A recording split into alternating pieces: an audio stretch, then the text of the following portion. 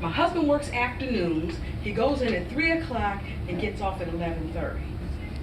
I teach school, get home around 4. I take care of everything for my kids in the evening. They were in dance class, gymnastics, they had schoolwork to do, you have parent conferences. All of that fell on whose shoulders? Yours. Thank you. Because my husband, he at work. All right? So to go to law school, I can't give up working, right?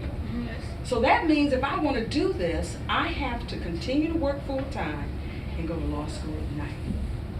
So I needed my husband to be home in the evening.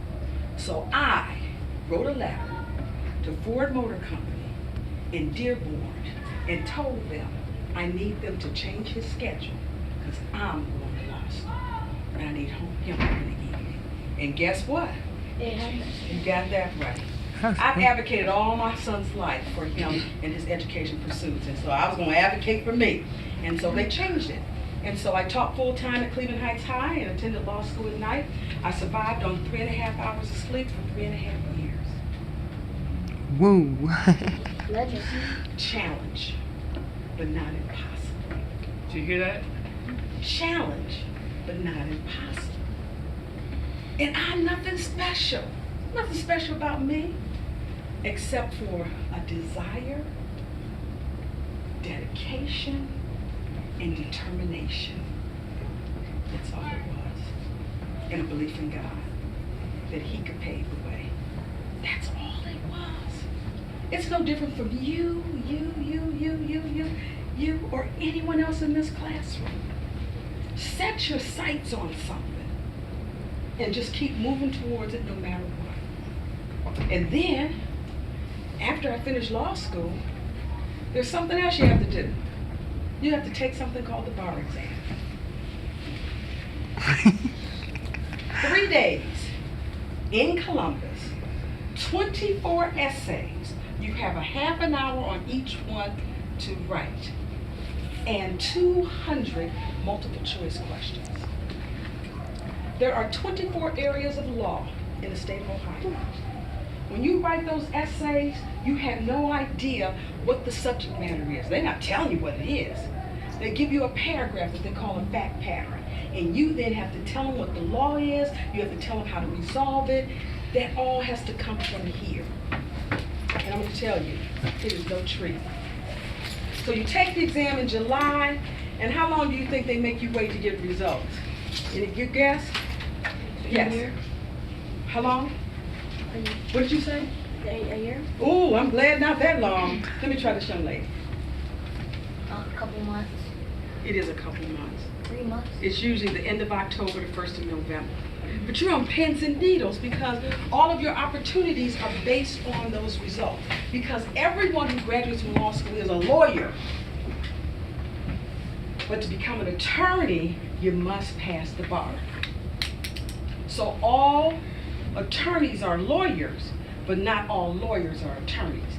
And if you want to represent someone, you have to become an attorney, okay? So bar results come in, you call on that day, and they say successful or unsuccessful. With my track record, what do you think the result was? Successful. Not really. Unsuccessful. I was unsuccessful. It's like, whoa, you did all of this and you don't get the prize at the end? And I'm gonna tell you, I was devastated because I had sacrificed time, money. Law school cost $100,000. You think I had $100,000? No. I took out a loan. So now you gotta pay the loan back, irrespective of the fact you didn't pass. And the hardest part, I think, was to go back. How did you And people say, well, it's easier when you go back. They're not giving you the same test. You starting all over from zero. I don't care if you missed it by 3 points. You now gotta start all over again. So I did go back, and I did pass the bar exam. And continued to teach, and opportunities came before me, and I later became a magistrate in Calvert County Juvenile Court. Anyone know what Calvert County Juvenile Court handles? What they do, what their function is? Anyone besides this person, they're Johnny on the spot. I want some new hands, yes. To solve like robberies. Well, let me ask you this. Who do you think goes to Cobb County Juvenile Court? Let me phrase it that way. Yes. Kids. Okay, all right. Can you define a child? What's your definition of kids? Like ages 11 and up 11 up to what? to like 17. Okay, all right. How about you? Your hand was up. I think it's like for teenagers, Okay, so what do you define as a teenager? 13 to 18. Okay, all right. Anyone else want to take a guess before I give you the answer? Anyone else? Guess. New hand, yes, right here. From juvenile delinquents.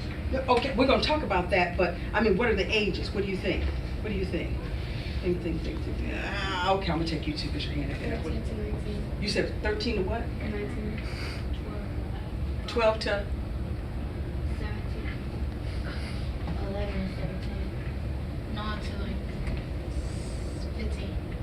15, 21. 5 through 17. 12 through 19. I think I was like a preteen or like through 8 through 15. Okay, all right. Juvenile court handles any matter involving juveniles, which is ages 0 to 18. Once you turn 18, I really should say 17. Once you turn 18, you've reached the age of majority, and so they can't handle your cases. And I say 0 because we think they only handle criminal cases, what we call delinquency cases, but they handle custody cases as well. So a newborn baby who is 0, and there's an issue with regard to that child's parents, that case goes in Cobb County Juvenile Court as well. There are 59 communities in Cobb County. So a case involving anyone under the age of 18 in those 59 communities feeds in the Cobb County Juvenile Court. You have delinquency cases, you have custody cases. A delinquency case is when someone has committed a crime under the Ohio Revised Code or a municipal ordinance. You mentioned Roger, sit robbery. up. I'm sorry? Roger, sit up. Oh, you mentioned robbery, okay? That would be an offense. It's offensive violence, and that would be one that would come under Cobb County Juvenile Court. So if you're 10, 12 years old and you commit an offense that would be regarded as a robbery, that's where you would go. But it's different than what you see on television. On television, you see people go before the court and they say guilty or not guilty. In juvenile, you either admit or you deny. It's admit or deny.